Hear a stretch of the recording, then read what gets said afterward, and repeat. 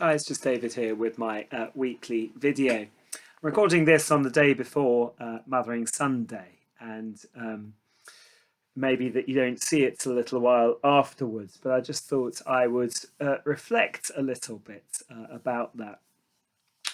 Despite my surprisingly good French O level result, um, it took me quite a while. I won't tell you how old I was. Quite a while to realise that Notre Dame, or as the Americans would say, Notre Dame, of course means simply Our Lady, and or in the same way that Madonna is again sort of Our Lady as well, and it's a title used to refer to the Blessed Virgin Mary, to which, well, at least one of our churches in Welwyn is dedicated, and indeed All Saints Datchworth used to be apparently dedicated to St Mary as well.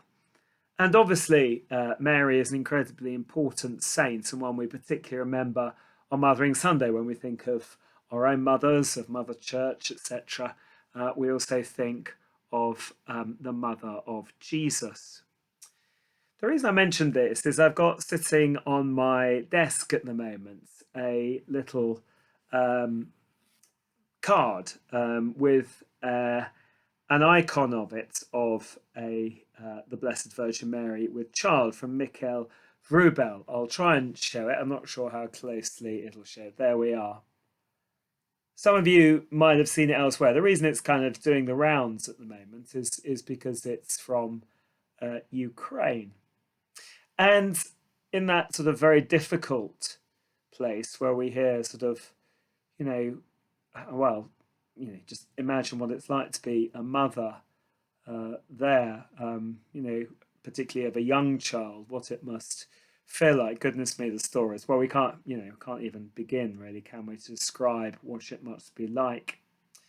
It's a beautiful image, obviously, and but it is that sort of mixture, isn't it, that seems so poignant at the moment, particularly coming out of Ukraine, of extraordinary tenderness and care of the mother for her child, but also a kind of worry. I mean, not unsurprisingly, a sort of worry about what will unfold.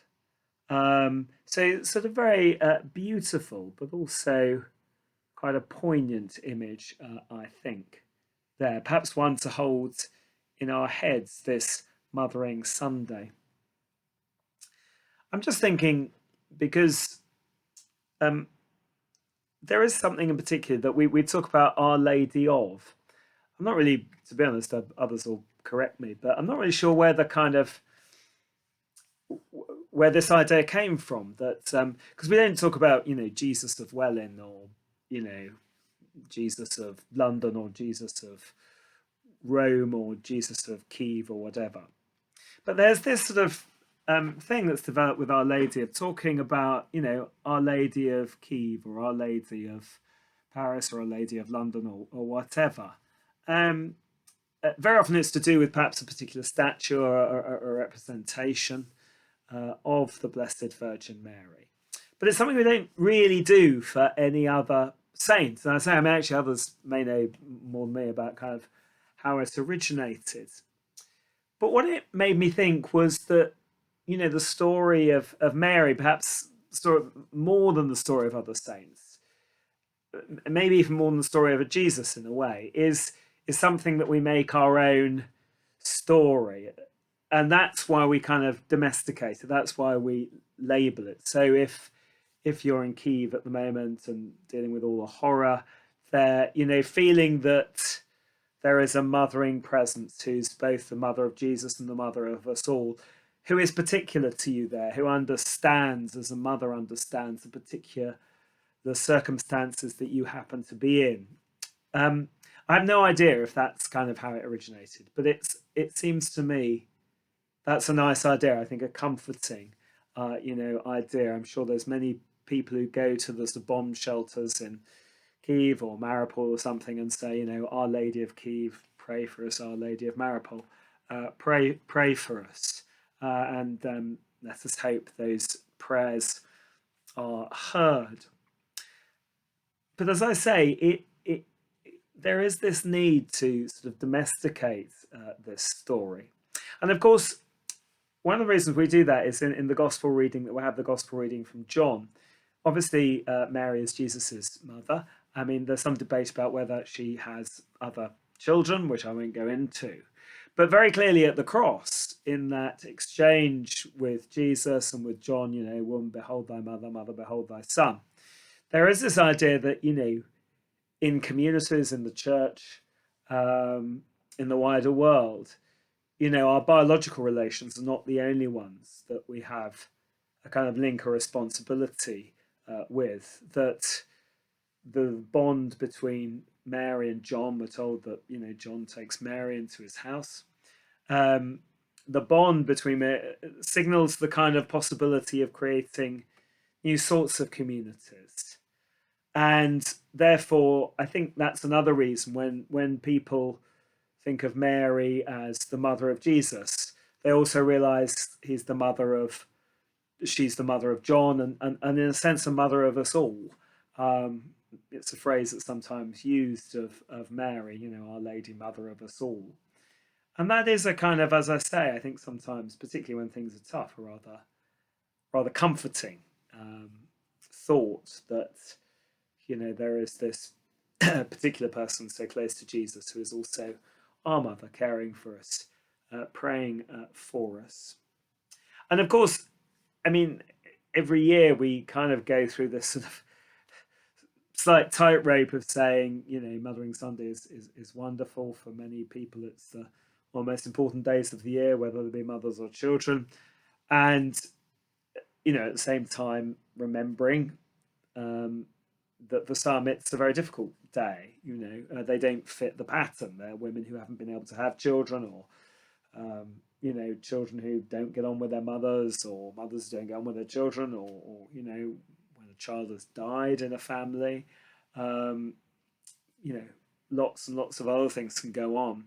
But I think with Our Lady, it kind of covers that. Here is a mother who doesn't have it easy. I mean, she is an unmarried, probably teenage mother in an age and in a society when it was, very, very difficult to be that. She is a refugee at one point, and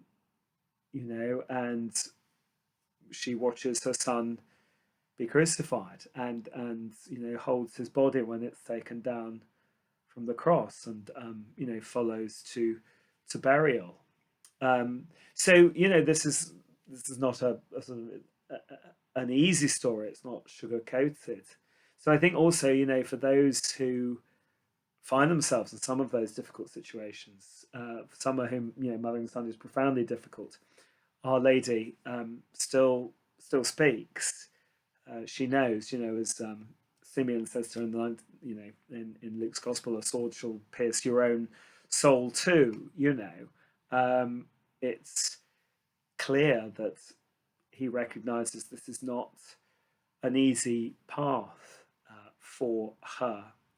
And, I mean, we hear very little of sort of in the middle of the Gospels, as it were, between the sort of nativity stories and the death of Jesus. We hear very little of Jesus's family, but when we do, it's often not terribly easy. There's one stage it's plain in Galilee that his family are worried that he's slightly gone off the rails. Kind of understandably in a way. So just like this icon, I think Mothering Sunday and this habit or practice of thinking of Our Lady of a particular place, say Our Lady of Kiev, reminds us that there is this infinite tenderness which is shown to us by God, but through his grace. I mean, Hail Mary, full of grace, she is the graceful one. Through Mary we see an example of God's grace in action, in her care and her tenderness and love, but also that worry, that anxiousness, that vulnerability that comes from being a mother, being a parent, being a carer for a child in very difficult circumstances. So I hope it's been a happy time. I hope you've been able to sort of rejoice in Mothering Sunday, and also I think at this time it just you know reminds us that particularly for the mothers of Ukraine with their children, we should be saying some prayers. Thank you.